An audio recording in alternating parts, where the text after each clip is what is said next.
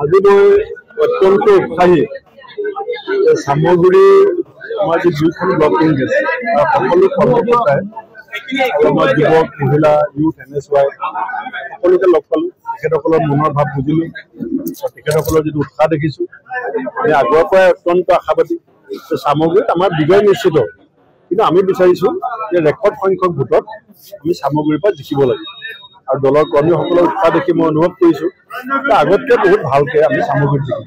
সামগুৰিত আজি মই ইতিমধ্যে কৈ দিছোঁ যে দুইখন ব্লক কংগ্ৰেছে দলৰ নেতা কৰ্মীসকলে মিলি যাৰ নামেই তেওঁলোকে দিব আমি তেওঁকে প্ৰাৰ্থিত্ব দিম প্ৰতিটো সমষ্টিত।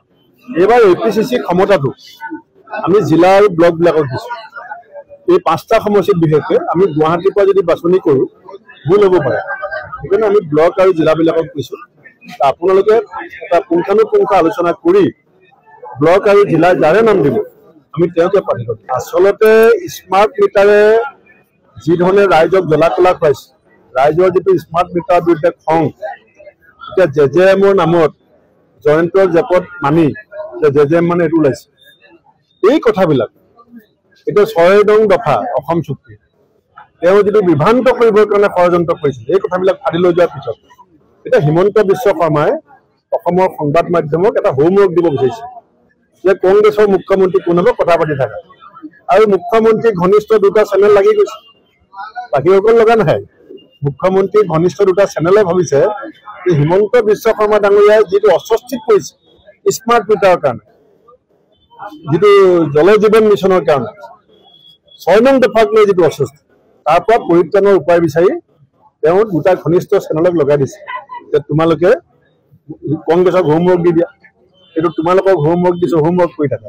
স্মাৰ্ট মিটাৰৰ সুফল পাবলৈ হ'লে যে এবছৰ লাগিব বুলি কৈছে, সেইটো হিমন্ত বিশ্ব শৰ্মাই বুজি পাইছে যে কংগ্ৰেছ যেতিয়া আহিব এবছৰৰ পিছত তেতিয়া ৰাইজে এই শাস্তিবিলাকৰ পৰা পৰিত্ৰাণ পাব। আমি স্মাৰ্ট মিটাৰ আঁতৰাই দি আমাৰ পুৰণা মিটাৰ আমি লগাম। আমি স্মাৰ্ট মিটাৰ আদানীক ধনী কৰিবলৈ লগাইছোঁ, সেইটো 4000 কোটি টকাৰ কেলেংকাৰী।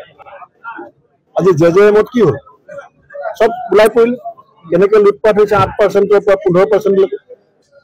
গতিকে আপুনি চাই থাকক, আমি যে কৈ আছোঁ SIT বনাম, লাহে লাহে লাহে লাহে মুখ্যমন্ত্ৰী টোপনি টুপি আৰম্ভ কৰিব। আমি বিৰোধীত থাকিব বিচৰা নাই। অসমৰ ৰাইজে আমাক কৈছে যে বিৰোধী ঐক্য মঞ্চৰ নামটো আমাৰ পচন্দ হোৱা নাই, কাৰণ আমি আপোনালোক ক্ষমতালৈ অহাটো বিচাৰিছোঁ। গতিকে আপোনালোক কিয় বিৰোধীত থাকিব? সেইকাৰণে আমি অসম সন্মিলিত মঞ্চ কৰিছোঁ, তাৰ স্বৰূপ গতিকে হৈছে অসমেই অসম চলাব। আমি বিৰোধী শব্দটো বাদ দিছোঁ।